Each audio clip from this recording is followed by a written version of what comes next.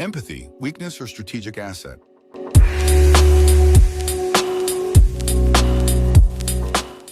What is one mind shift every leader must make to stop treating empathy as a soft and start treating it as a strategic system? Yeah, so every leader, they need to shift viewing empathy as intangible and move it to something that's measurable, that's a coachable skill, that directly drives organizational performance and resilience.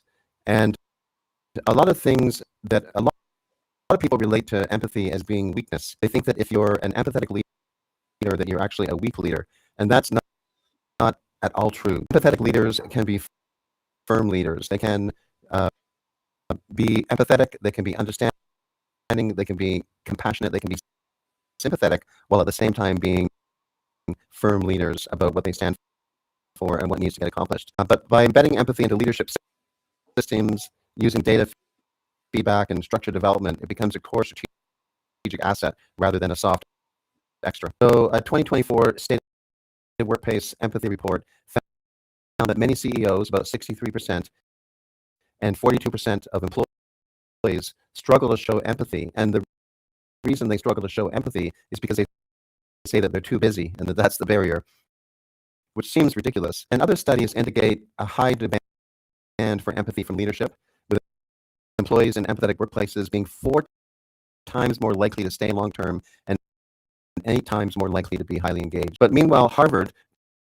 did a survey where 80% of CEOs in the Harvard study viewed empathy as a key success criteria, but only 40 to 49% of leaders globally were perceived as demonstrating it effectively. And so obviously what we can see here is a disconnect between the desire to be an empathetic leadership and the actuality, the reality of practicing empathetic leadership. And this is one of the ways where AI can really help.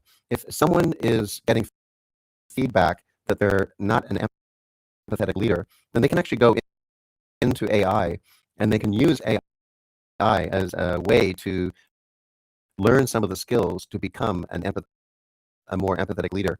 Now, that's not going to replace the human connection. If they're only going through the motions in a conversation in an empathetic conversation, then that's not going to be helpful.